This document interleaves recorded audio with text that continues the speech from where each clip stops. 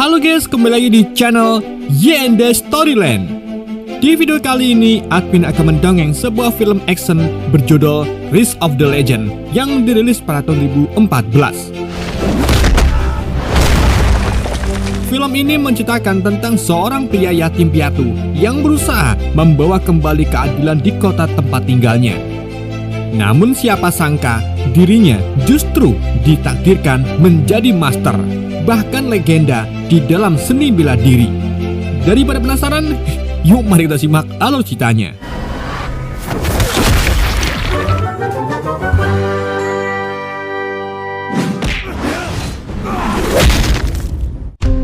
Film diawali pada abad ke-19 saat menurunnya dinasti Qing, di mana terjadi pemberontakan, perang, masalah ekonomi, DLL. Dan hal itu adalah masa paling kelam dalam sejarah. Kemudian kita dipiatkan dengan sebuah dermaga yang dikuasai oleh dua geng, yaitu geng Macan Hitam dan geng Laut Utara, di mana keduanya ini saling berperang selama bertahun-tahun demi bisa memegang kendali penuh atas dermaga tersebut. Selain bisnis pelabuhan, geng Macan Hitam juga memiliki bisnis lain, yaitu sarang opium, rumah judi, dan rumah bordil. Geng Macan Hitam juga memiliki 3 ketua, yaitu Macan pertama si Iblis Utara yang haus darah sang pemegang sarang opium. Lalu Macan kedua ada Gagak Hitam si pengeruk harta yang memegang rumah judi. Kemudian Macan yang ketiga yaitu Ular Tua yang penuh nafsu memegang rumah bordil. Scene lalu berpindah di mana para petarung atau ahli bela diri sedang menuju markas geng Macan Hitam, di mana seorang pria muda ganteng dan gagah berani bernama Wang Fei Hung memutuskan untuk menjadi macan keempat di geng Macan Hitam. Saat sampai, mereka langsung menghadap ke pemimpin utama Macan Hitam, yaitu Ketua Lai. Ternyata tujuan Ketua Lai memanggil Fei Hung dan petarung lain yaitu untuk menghabisi rivalnya, yaitu geng Laut Utara. Ia bahkan mengatakan jika salah satu dari mereka berhasil membawa kepala ketua geng Laut Utara, maka akan dijadikan anak angkat keempat geng Macan Hitam. Kemudian sebelum berangkat, Ketua Lai melakukan tes fisik untuk menguji seberapa kuat mental mereka. Namun hanya Fei Hung lah yang berhasil melewatinya. Akhirnya, para petarung pun berangkat, lalu tinggallah Fei Hung yang masih bertahan. Fei Hung pun mulai bertarung dengan ketua geng Laut Utara. Di situ, Fei Hung menunjukkan skill bela dirinya yang sangat jago dan tak tertandingi, hingga ia pun dengan mudah menebas kelapa ketua geng laut tersebut.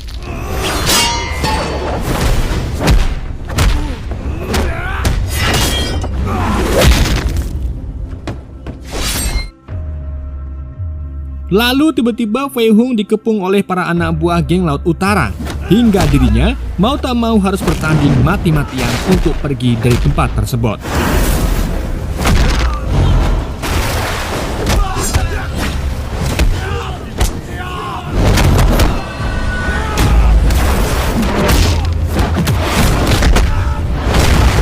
Namun, saking banyaknya anak buah, Fei Hung pun hampir KO dibuatnya. Tapi salah satu teman petarungnya yaitu Tai Yachi diam-diam menolong Fei Hung dengan menyalakan petasan.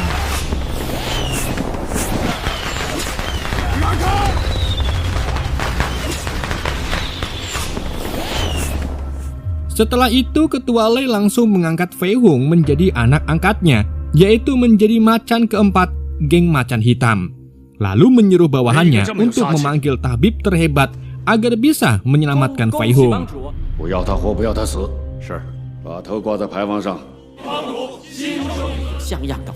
Setelah sadar, Fei Hung langsung bertanya kepada Tai Yachi kenapa ia menolongnya. Dan ternyata alasan Tai Yachi karena dulu Fei Hung pernah menolong dirinya.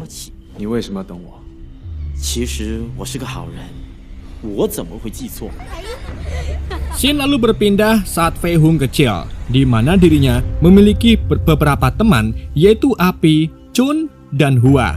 Namun temannya Hua diculik paksa oleh Tuan Li, hingga Fei Hung dan teman-temannya mencoba menyelamatkan Hua. Namun sayangnya kekuatannya tak sebanding dengan Tuan Li.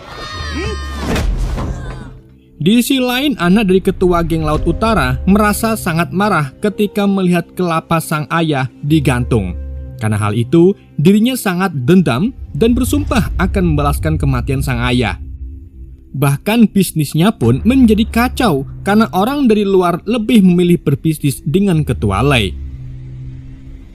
Beralih ke Fei Hung yang sedang diobati oleh sang tabib. Lalu sang tabib melihat punggung Fei Hung yang memiliki luka bakar. Sang tabib lalu menatonya dengan gambar harimau. Kemudian mereka pun berbincang. Lalu tiba-tiba Fei Hung bertanya mengenai gudang uang milik geng macan yang disembunyikan. Lalu sang tabib menjawab jika gudang penyimpanan uang butuh 2 kunci untuk membukanya, yaitu kunci emas dan perak. Dan masing-masing dipegang oleh kedua anak angkat ketua Lei, yaitu Gagak Hitam dan ular tua yang licik. Seketika itu juga, Fei Hung tiba-tiba mengingat masa kecilnya, di mana sang ayah yang sangat marah saat mengetahui Hua dijual oleh Tuan Li.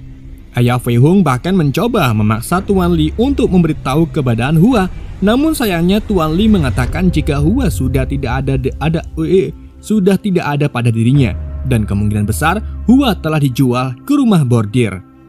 Di malam harinya, ketua Lei pun mengadakan upacara resmi sebagai pengangkatan Fei Hung menjadi anak angkat keempatnya. Sementara di luar, geng pemberontak yang terdiri dari anak yatim bersorak bersama untuk bersama-sama menghancurkan geng macan hitam, di mana geng tersebut diketuai oleh pria bernama Api yang tak lain tak bukan adalah teman kecil Fei Hung. Lalu pada malam itu juga, geng Laut Utara langsung dihabisi oleh geng macan hitam hingga menjadikan geng macan hitam satu-satunya yang menjadi penguasa dermaga.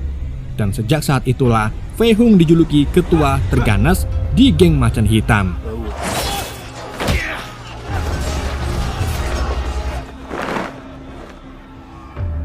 Beberapa hari kemudian, Fei Hung tiba-tiba terbangun dari mimpi buruknya, di mana ia terbangun di perahu bordir dan langsung ditenangkan oleh wanita penghibur. Usut punya usut, ternyata ayah Fei Hung mendirikan balai medis dan menyelamatkan orang-orang yang membutuhkan. Namun orang-orang jahat membakar pondoknya dengan sengaja. Disinilah alasan Fei Hung memiliki luka bakar. Dan karena kejadian itulah ayah Fei Hung meninggal saat mencoba menyelamatkan anak-anak lain. Tibalah saat para geng macan hitam makan malam bersama. Di sini semua ketua geng sangat menyambut Fei Hung, tapi salah satu ketua yaitu ular tua sepertinya tidak menyukai Fei Hung.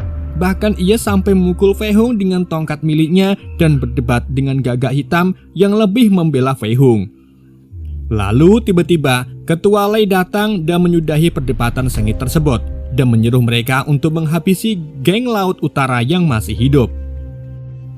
Scene lalu berpindah di mana Api menyatakan perasaannya kepada seorang gadis bernama Chun yang sedang menyiapkan makan malam untuk anak-anak.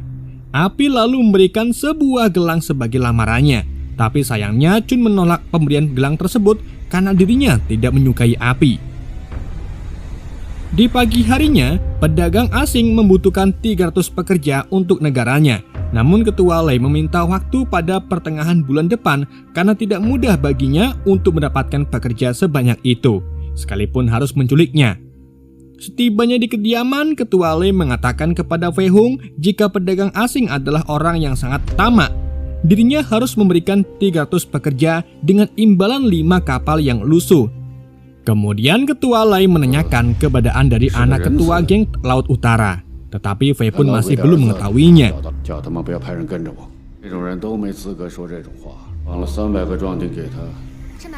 Di sisi lain, saat Chun ingin membagikan makanan kepada anak-anak, tiba-tiba dia mendapati salah satu anak yang sudah tidak bernyawa. Akibatnya kondisinya sudah sangat lemah, hingga membuatnya sangat sedih. Lalu tiba-tiba terdengar suara alunan suling dari Fei Hung. Scene lalu berpindah di mana Fei Hung dan Api saat masih kecil. Mereka berusaha membalas dendam kepada Tuan Li. Namun geng Tuan Li ternyata sudah dihabisi oleh penjahat lain. Mereka lalu dibawa oleh salah satu teman dari ayah Fei Hung yang kemudian dilatih teknik bela diri hingga mereka dewasa. Setelah itu mereka berdua dinasehati hingga akhirnya sadar Balas dendam sesungguhnya adalah menyelamatkan nyawa, bukan membunuh. 摆脱你的恐惧，是你爹为了救你们，见到什么？就是这。 Chun kemudian mendatangi perahu bordir dan mengambil baju wanita penghibur untuk diperbaiki. Namun ternyata itu adalah teknik agar mendapatkan pesan rahasia dari Fei Hung. Saat dibuka, pesan tersebut berisi tentang ular tua yang memiliki kunci emas. Singkat cerita, saat ular tua sedang dalam perjalanan, geng pemberontak ternyata sudah siap untuk menjebaknya. Chun lalu memancingnya agar ular tua mengejarnya. Setelah itu mereka bersama-sama menghabisi ular tua hingga membuatnya tewas.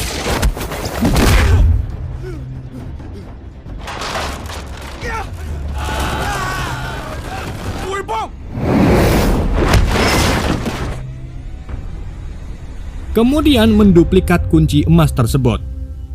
Tak lama kemudian Ketua Lei akhirnya mengetahui ular tua sudah tewas, tanpa ia sadari jika Fei Hung lah orang di balik semua ini. Ketua Lei lalu memberikan kunci emasnya kepada Gagak Hitam dan menaruh tanggung jawab penuh atas gudang uang. 不足小利，必有大谋。多谢义父的信任，义父想谋的。现在开始。 Di malam harinya, Fei Hung bertemu dengan Api di jembatan sungai perahu bordir. Setelah itu, Fei Hung melanjutkan misinya, yaitu datang ke rumah judi untuk menghabiskan uangnya. Cara ini tak lain untuk memancing Gagak Hitam. Setelah itu, Fei Hung bernegosiasi dengan berdalih ingin meminjam uang sebesar 3.000 batang perak dan memberikan sebuah duplikat kunci emas. Fei Hung memberitahu jika yang menduplikat kunci emas adalah orang dari geng Laut Utara. Awalnya Gagak Hitam merasa ragu, namun Fei Hung berhasil meyakinkannya. Setelah itu Gagak Hitam membuktikan keaslian kunci tersebut dengan membuka gudang uang. Ia pun merasa puas saat melihat harta melimpah milik geng Macan Hitam. Tak lama setelah itu, Fei Hung kembali menemui Api, lalu memberikan sebuah peta lokasi gudang uang, kemudian menyuruhnya untuk merampok gudang uang besok tengah malam. Di pagi harinya, Chun kembali ke perahu bordir untuk memberikan pesan rahasia yang diselipkan pada kerah baju wanita penghibur tersebut. Namun siapa sangka, Fei Hung bekerja sama dengan wanita itu untuk melakukan misinya. Wanita itu lalu mengatakan jika Fei Hung sepertinya menyukai Chun, namun Fei Hung justru berkata jika dirinya akan mengikhlaskan Chun karena Api menyukainya. Di malam harinya, Ketua Lei mengajak Fei Hung untuk memperlihatkan koleksi senjata perangnya.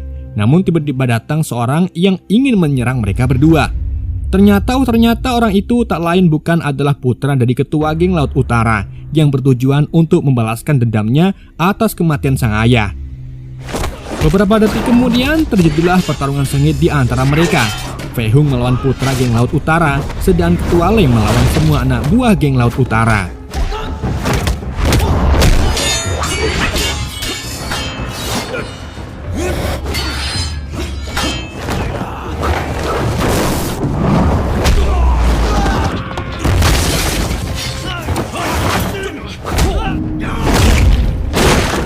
Fei Hung dan putra Geng Laut Utara pun bertarung tanpa ampun. Kemudian saat putra Geng Laut Utara sudah hampir kalah, Fei Hung pun memberi kesempatan untuk hidup. Namun tiba-tiba dari belakang Ketua Fei mendorong pedang tersebut dengan kakinya hingga membuat putra Geng Laut Utara terbunus dan tewas. Ketua Lei lalu mengatakan untuk jangan ragu dan jangan memberikan ampun. Bahkan ia menegaskan jika Fei Hung lah yang membunuhnya. Sementara itu di tempat lain, para geng pemberontak sedang melakukan aksinya dengan membakar sarang opium milik geng Macan Hitam. Chun lalu segera mengirim sinyal Api agar Fei Hung segera menemuinya, sekaligus untuk memancing Gagak Hitam. Di lain sisi, Api berusaha mengalihkan perhatian semua anak buah geng Macan Hitam. Setelah Gagak Hitam masuk perangkap, ia pun akhirnya mengetahui jika Fei Hung lah di balik semua kejadian ini. Chun di sini mengatakan jika dirinya ingin membalaskan dendam atas kematian orang tuanya. Akhirnya, Fei Hung pun menutup pintu dan mereka beraksi membunuh Gagak Hitam. Selain itu, Fei Hung dan Chun akhirnya bertemu. Setelah sekian lama, mereka tidak saling berbicara dan tak disangka mereka berdua ternyata memiliki hubungan. Chun lalu menunjukkan hadiah gelang dari Api. Melihat hal itu, Fei Hung pun berencana mengungkapkan hubungan mereka setelah semua rencana tersebut berhasil. 是我不好，我就在等你这句话。你为什么不看我一眼？ Setelah kembali, Fei Hung kaget saat melihat api yang sudah tertangkap.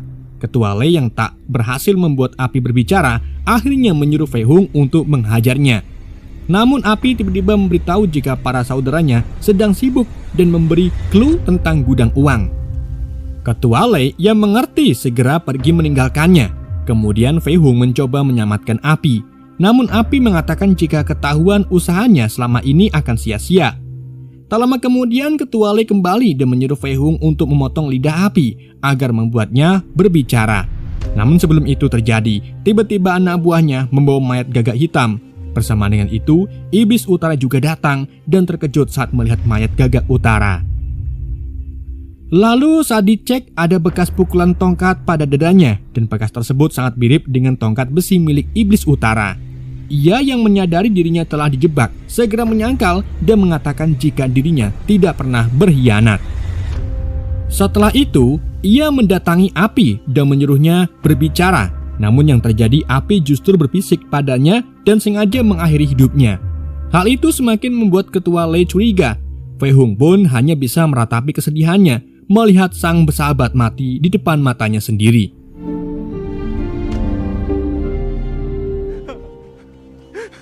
Setelah itu, Fei Hung terbangun dengan mimpi buruknya. Dirinya masih merasa bersalah dengan kematian api.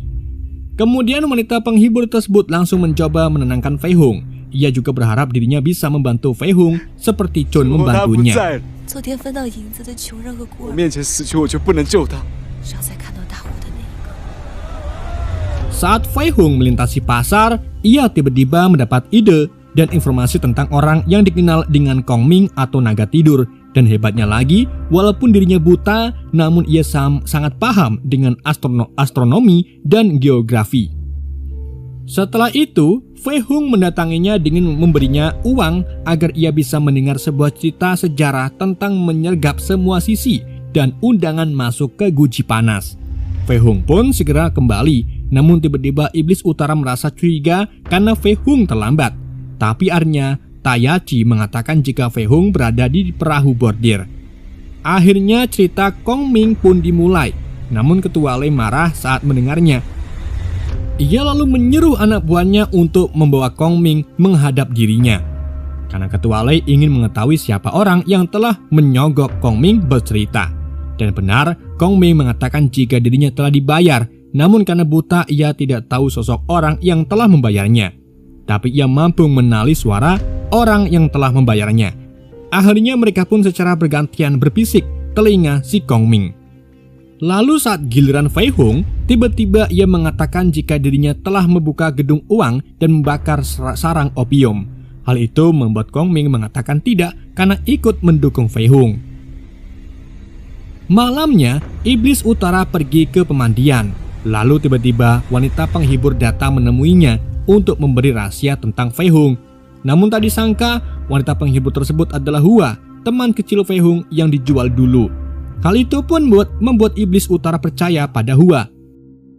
Di lain sisi, Fei Hung akhirnya mengetahui tempat di mana 3.000 orang bekerja yang telah disembunyikan.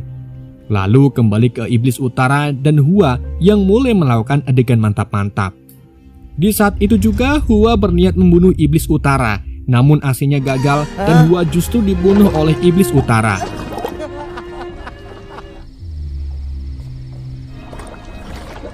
Kemudian Iblis Utara mengecek wanita satunya lagi yang ternyata Chun.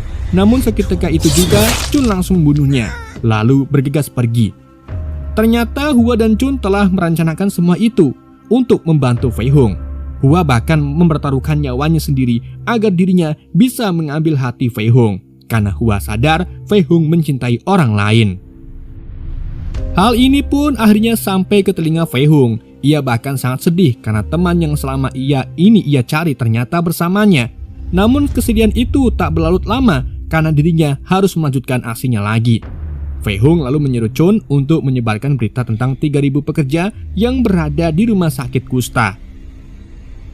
Di pagi harinya setelah Fei Hung dan Chun menguburkan Api dan Hua, mereka lalu bersama-sama melakukan aksi untuk menyebarkan berita tentang 3.000 pekerja yang disembunyikan pada warga setempat. Hal itu bertujuan untuk mendapatkan massa yang banyak agar mereka mampu menyerang geng macan hitam. Sementara itu, Ketua Lei tentunya sangat marah. Ia lalu mengumumkan barang siapa yang bisa memenggal kepala Fei Hung akan menjadi anak angkatnya. Karena hal itulah membuat keadaan semakin kacau. Namun Fei Hung memanfaatkan waktunya untuk berlatih sebagai persiapan melawan geng macan hitam. Namun ternyata Tayachi diam-diam melihat Fei Hung dan yang lain berlatih. Seketika itu juga dirinya langsung berpihak kepada Fei Hung, bahkan menyelamatkan Fei Hung dan melawan anak buah geng macan hitam. Lalu akhirnya mereka pun berhasil menyelamatkan 3.000 pekerja dari rumah sakit kusta. Setelah itu, para warga berbondong-bondong mendatangi markas geng macan hitam. Kemudian Fei Hung menantang Ketua Lei untuk menghadiri pertumpahan darah. Akhirnya Ketua Lei pun menyetujui hal tersebut. Mereka berdua pun dikunci di sebuah ruangan. Lalu Fei Hung mencoba membakar semua tempat untuk menutupi akses pintu keluar. Kemudian terjadilah pertarungan sengit di antara mereka. Masing-masing mempunyai jurus bela diri yang amat menakjubkan. Namun ruangan tersebut semakin panas, bahkan api hampir membakar seluruh ruangan.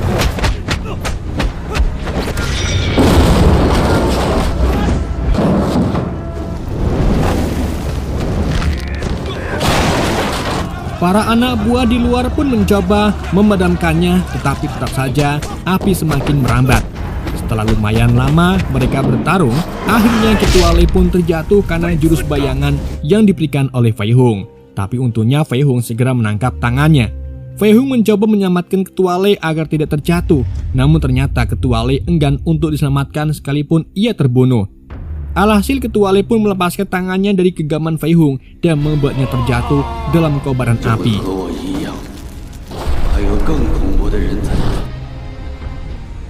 Dari kejadian tersebut, akhirnya Fei Hung berhasil menata kembali kota dan membangun kembali balai kesehatan milik ayahnya, dan film pun berakhir.